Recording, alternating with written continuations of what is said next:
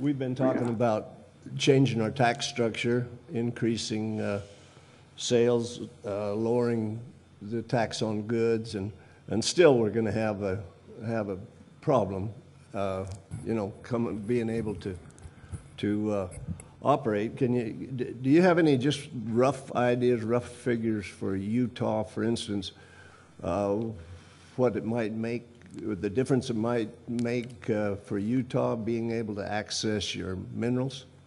Yeah. We know that on just the correcting the mineral lease bonus disparity, North Dakota gets 100%, same time as statehood, same promises of statehood. Just that alone is about $500 million, not counting any access. But let's talk about access. You had the Government Accountability Office just 2 months ago testifying to Congress, and they said there's more recoverable oil in Utah, Colorado, Wyoming than the rest of the world combined. We can't even get to it. So you combine access with the 100%, I mean, we're talking billions. We're working right now and trying to sharpen the pencil on that, but we're moving forward, and we don't see that. You have a lot of the groups that come in, and it's kind of insidious, I think, but some of these groups will come in and say, oh, we can't afford to manage our lands. We're like, if you don't even have to sharpen your pencil very sharp. But they'll talk about, look, you're getting $200 million from the federal government to manage these lands. Well, yeah, we're not going to manage our forests to burn down. We're not going to manage our rangelands to burn down. We're going to access even our school trust lands. Right now, they're all checkerboarded. And in many cases, like they did in Elko County, where they came in with the travel management plan, and after you dealt with them and dealt with them and dealt with them, and they just said, here's your plan, and we'll give you one little concession that you can go off the road for half a day to get an elk, even though you're deer territory. That kind of restriction that we're seeing in Utah as well, that costs us hundreds of millions of dollars in even accessing and deploying our state trust lands that we already own. So, yeah, I don't have an exact number, but we are looking in the billions in economic impact. So if I were a hunter from Las Vegas going to Elko County and hunt,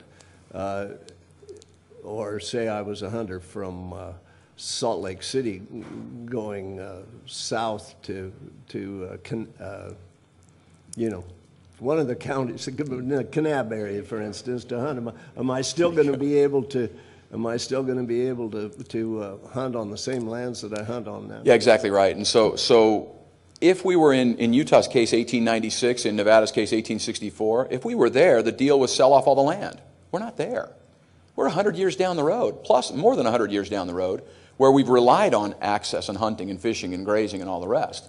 To just throw that up in the air is certainly not justified. It's probably illegal at this point. And so all of those rights, we carry those over status quo to the Utah Public Lands Commission and manage that multiple use at the state level, and then go forward. Now, there is provision in the bill that if we were to sell some lands, I mean, imagine you've got a single purpose piece of land. You've got land in the middle of a ranch. You happen to have a BLM section that's right in the middle of a privately owned ranch or something like that. We make provision just like you have now. I mean, suppose you have a park or a road as a county and you say, hey, we're not using it anymore. We don't need it.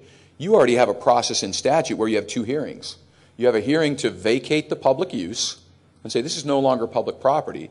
And then you have a second hearing on these are the terms under which we want to sell it. I would imagine there'd be something similar to that, but we don't envision in the bill this large selling of land. But if you've got a city or a county that may be landlocked or hemmed in, those may be areas that it makes more sense to privatize it. But that would be a public open process to get there. Well, in northern Nevada, when the railroad was built, the railroad was given every other section 20 miles each side of the railroad. And we still have that checkerboard pattern, and it just gives everybody fits. The developers, the ranchers, even the BLM, everybody would like to fix that so that we could block it up. And so I think there are lands, especially there, that everybody would be able to agree should be disposed of. And to your point, this should not be viewed as a panacea. This is a big lift. It's not going to solve all the problems. You're not going to solve all the problems of access versus private versus development versus conservation we're not going to solve all those problems, but how much better to do them in our backyard than be dictated to? And so, there's still going to be issues where we're going to be dealing with those on a local level, but you get 10 people together and you've got the ability to sway what's happening in your state where, in Washington, it takes about $10 million to play. Okay, Ken, in looking at your bill here under provisions, the highlighted provisions on line 39 through 42, provides that if the state transfers title to public lands with respect to which the state receives title to the public lands under the Transfer of Public Lands Act, the state shall retain 5% of the net proceeds the state receives and pay 95% of the net proceeds the state receives to the United States. Right. Could you elaborate on that? Or yes, thank you for that question. Or maybe give an example and the purpose on that? Yes, thank you for that question. By the way, there's so much that we can't cover just in the time, but there is more information on the website. You've got my card. Please feel free to contact me with any questions. You have great legislators here that are already working on this. I was just on the phone with Crescent Hardy, Ira Hansen, some folks that are running for office, Barbara Sagaski. I'm going to forget a bunch of them, but you have a bunch of them that are already Ellison and But to the question, in our Enabling Act, it provides that under disposal, the federal government's duty is to dispose of the land. That means extinguish title, get rid of it. Right. Part of disposing is also selling. And in our Enabling Act and your Enabling Act, it says if you sell as part of disposal, you give 5% of the proceeds to our permanent fund for education. And 95% stays with the federal government to pay the public debt. Well, we honor that promise. Now, I'll tell you personally, I don't like it. I think we should give them some hand gestures and keep all the money. But that's our promise. And so while we're compelling the promise, we're going to honor the promise. And so if we sell land, which could be viewed as a disincentive to sell land, but if we sell land, 5% goes to our permanent fund for education, 95% goes to pay the debt. So it's a check and balance. Yeah, you can certainly view it that way. So if the state of Nevada took back our public lands, and we have those, and let's just, for example, say a mining company comes in and wants to buy a piece of property for mining purposes, obviously, and let's just say, just to throw this number out there, say the state sells it to them for $1 million.